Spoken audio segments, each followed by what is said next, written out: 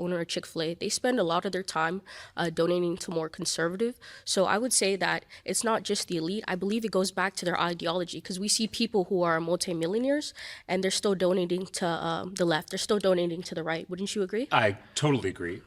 What I'm trying to propose is that we limit the influence of those very, very wealthy people, whether they're on the left or the right, in our political system. They can have their own opinions. There's nothing more American than having your own opinions. They shouldn't have an outsized influence on our political system. They shouldn't be able to buy politicians by the dozen. I'll just give you one example. Here in Texas, there are two billionaires in West Texas, Tim Dunn and Ferris Wilks. They basically run our state government. I bet most Texans don't even know their names, but every member of the state Senate has taken their money.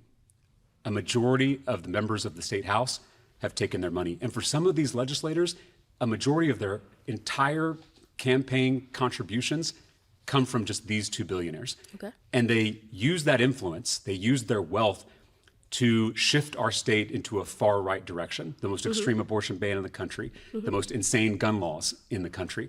All of that is because these two billionaires have remade our state government in their own image. I'm trying to stop them from doing that. They can have their own opinions. There's nothing wrong with that. I'm not trying to stop that.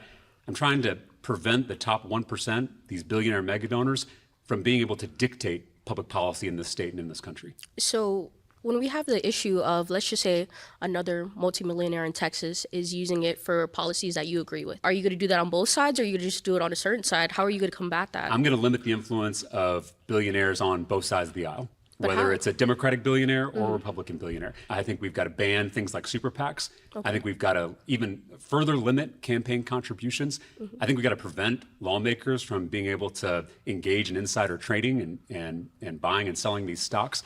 I think we need just basic ethics reform, basic transparency, basic accountability, because when our political system works for the uber wealthy, it doesn't work for the rest of us.